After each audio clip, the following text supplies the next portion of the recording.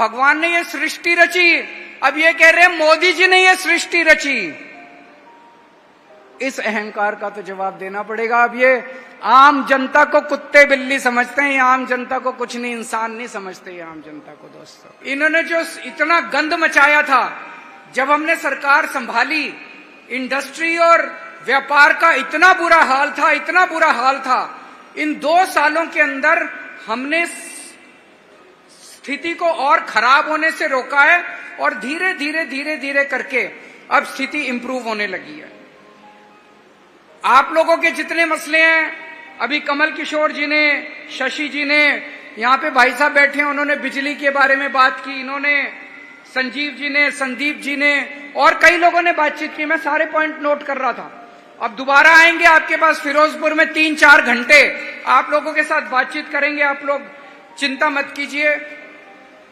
आप लोगों ने स्टेट के चुनाव में हमें 117 में से 92 सीट देके हमारे हाथ खूब मजबूत किए। उसी का नतीजा है कि स्टेट के अंदर हम कई सारे काम कर पा रहे हैं। स्टेट के अंदर हमने डोमेस्टिक बिजली फ्री कर दी। 83% लोगों की आज बिजली फ्री आ रही है, घर के अंदर आ रही है कि नहीं आ रही है? कोई सोच सकता था? कोई नहीं सोच सकता था। ये भारत के इतिहास के अंदर एक जादू है कि केवल दिल्ली और पंजाब के अंदर लोगों को फ्री बिजली मिल रही है और 2 साल के अंदर। ये कहते थे घाटे में चल रहा है। हमारे भाई उतना ही बजट है, हमने कोई एक्स्ट्रा आपके ऊपर टैक्स तो लगाया नहीं, उल्टे ओटीएस लागू कर करके आपको रियायत दी है। लेकिन हमने बेईमानी बंद कर दी, भ्रष्टाचार बंद कर दिया, उससे पैसा बचने लगा। अब जगह जगह मोहल्ला क्लिनिक खुल रहे हैं। आप में से हो सकता है कुछ लोगों के इलाके में मोहल्ला क्लिनिक खुला, कुछ लोगों के आसपास। मोहल्ला क्लिनिक शानदार है कि नहीं है? मोहल्ला क्लिनिक खुल रहे हैं, कई सारे शानदार स्कूल बन रहे हैं। 2 साल कुछ भी नहीं होते। 2 साल ने यह दिखा दिया कि जो ताकत आपने हमको स्टेट में दी थी, उस ताकत से हम बहुत अच्छे अच्छे काम कर रहे हैं। आज आपसे निवेदन करने के लिए आया हूं कि अब केंद्र सरकार के अंदर, ये केंद्र के चुनाव हैं, हमारे हाथ मजबूत करो। अभी लोकसभा में एक ही हमारा एमपी था, एक एमपी से कुछ नहीं होता। अगर आपने 13 की 13 सीट आम आदमी पार्टी को दे दी तो हमारे केंद्र सरकार में हाथ मजबूत होंगे। अभी यहाँ पे भाई साहब कह रहे थे कैंटोन बोर्ड के अंदर हमारा ये मसला है, हमारा ये मसला है। उसके लिए हमें केंद्र सरकार के साथ लड़ना पड़ेगा। केंद्र सरकार में हमें ताकत चाहिए। केंद्र सरकार, एक और भाई साहब कह रहे थे फिरोजपुर बॉर्डर वो है, हमें ये दिक्कतें आती हैं। आप हमारे हाथ केंद्र सरकार में मजबूत करोगे, ये सारे मसले सॉल्व हो जाएंगे। आप खुद सोचो, आपकी विधानसभा, आपने सरकार चुनी, विधानसभा में कानून पास होते हैं, गवर्नर आपके कानून लेके बैठ जाता है, फिर क्या फायदा हुआ? अगर आप हमारे 13 एमपी दोगे, गवर्नर की हिम्मत नहीं होगी आपके बिल रोकने की। ये 13 के 13 एमपी भूख हड़ताल पे बैठ जाएंगे गवर्नर के घर के बाहर। आपके 8,000 करोड़ रुपए सेंटर लेके बैठा है। रूरल डेवलपमेंट फंड के 5,500 करोड़ रुपए केंद्र सरकार लेके बैठी है। उनकी हिम्मत कैसे हुई? ये पंजाब के लोगों का हक है, आपका हक है। आप भीख थोड़ी मांग रहे हो केंद्र सरकार से। ये 5,500 करोड़ रुपए से मंडी तक जाने वाली सड़कें बननी थी, गांव गांव के अंदर सड़कें बननी थी। इन्होंने नेशनल हेल्थ मिशन के पैसे रोक दिए, उससे मोहल्ला क्लिनिक बनने थे। इनकी हिम्मत कैसे हो गई आपके पैसे रोकने की? इनकी हिम्मत इसलिए हो गई क्योंकि लोकसभा में हमारे पास एमपी नहीं है, हम कमजोर हैं। जब हम केंद्र के साथ बात करते हैं हम कमजोर हैं। हमारे हाथ मजबूत करो। आप हमारे हाथ मजबूत करोगे, ये 13 के 13 एमपी हमें दे दोगे, केंद्र सरकार की हिम्मत नहीं होगी पंजाब के मसलों के अंदर इंटरफेयर करने की। उसके बाद दोस्तों, बहुत सारे मसले होते हैं।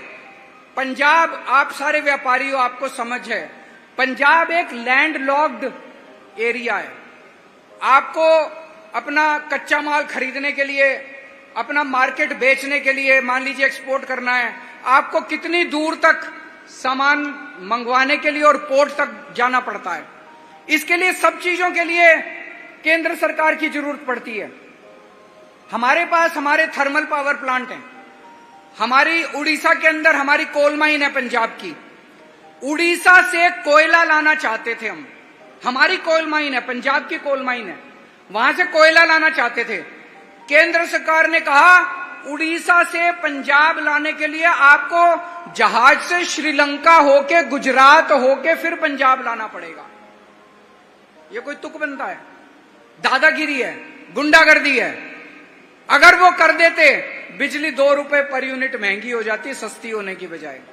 मान साहब को लड़ना पड़ा केंद्र सरकार से, तब उन्होंने सीधे ट्रेन दी हमें, और अब पूरी से सीधा यहां पे आता है, और इस वजह से हम आपकी बिजली, डोमेस्टिक बिजली सस्ती कर पाए।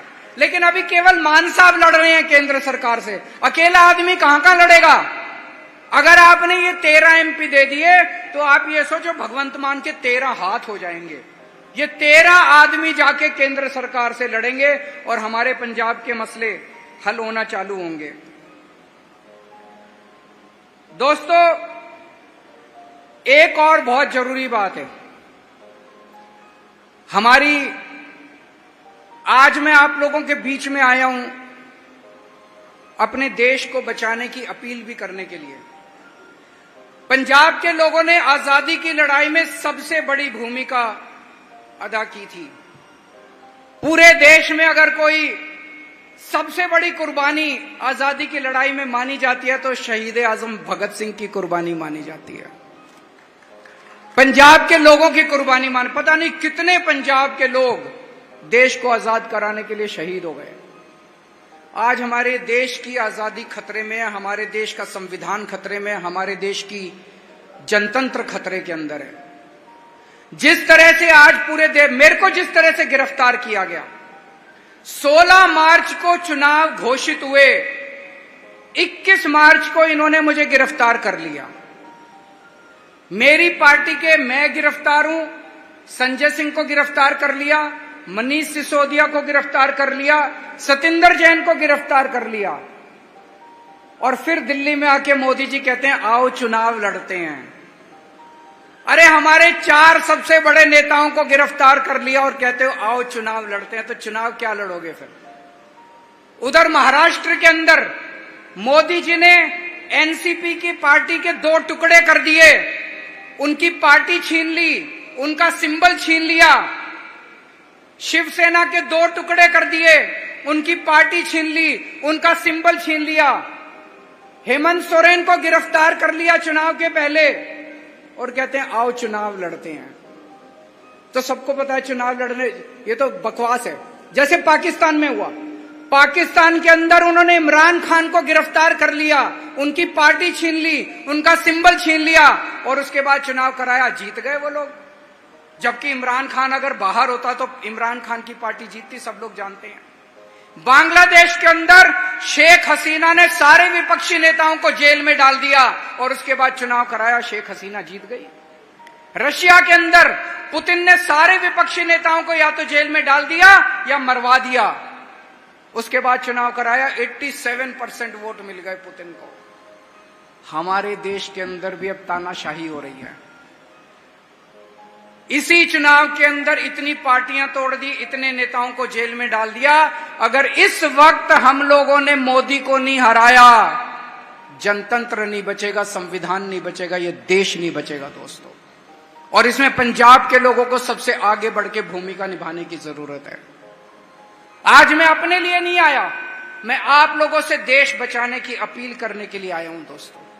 ये क्या है? गवर्नर अगर इतने भारी बहुमत से जीती हुई सरकार, 117 में से 92 सीट आपने दी, इतने भारी बहुमत से जीती हुई सरकार के अगर बिल रोक ले तो ये जनतंत्र के ऊपर प्रहार है। ये जनतंत्र को रोकने की कोशिश कर रहे हैं, जनता को रोकने की कोशिश कर रहे हैं। गवर्नर की हिम्मत कैसे हुई जो जनता के द्वारा पास किए हुए बिल रोक ले? अगर केंद्र सरकार आपके 8,500 करोड़ रुपए का फंड रोक ले, ये जनता के ऊपर प्रहार है, जनतंत्र के ऊपर प्रहार है।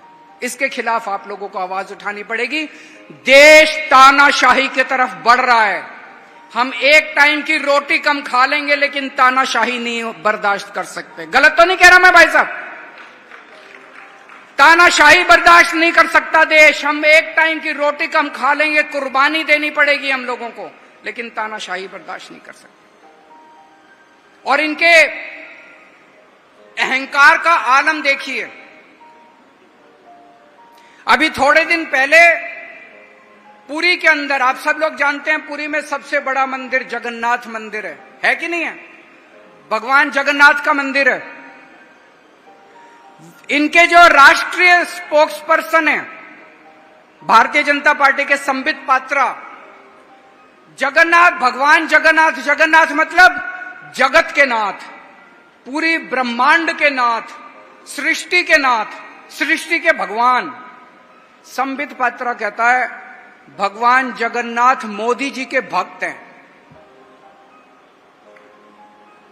ये अपने आप को भगवान से भी बड़ा मानने लगा है। ये अब खुल के कह रहे हैं कि भगवान मोदी जी का भक्त है। इनका नारा क्या है? जो राम को लाए हैं हम उनको लाएंगे। हम तो कहते हैं कि इस पृथ्वी के ऊपर भगवान हमको लाए हैं, रामचंद्र जी हमको, ये कह रहे हैं हम भगवान को लाए हैं। इनमें इतना अहंकार हो गया कि भगवान को लाने वाले ये लोग हो गए, इस सृष्टि के ऊपर भगवान को लाने वाले ये लोग हो गए। हम तो यही कहते हैं ना कि भगवान ने हमें पैदा किया पृथ्वी पे, भगवान ने ये पूरी कायनात रची, भगवान ने ये सृष्टि रची। अब ये कह रहे हैं मोदी जी ने ये सृष्टि रची। इस अहंकार का तो जवाब देना पड़ेगा। अब ये आम जनता को कुत्ते बिल्ली समझते हैं, ये आम जनता को कुछ नहीं, इंसान नहीं समझते ये आम जनता को। दोस्तों, ये संविधान बदल देंगे। अगर ये तीसरा टर्म आ गया, ये दोबारा आ गया, ये संविधान बदल देंगे और सबसे पहले आपका रिजर्वेशन खत्म करेंगे। शुरू से आरएसएस और बीजेपी और इनकी सहयोगी संस्थाएं रिजर्वेशन के खिलाफ हैं। ये आपका रिजर्वेशन खत्म करेंगे।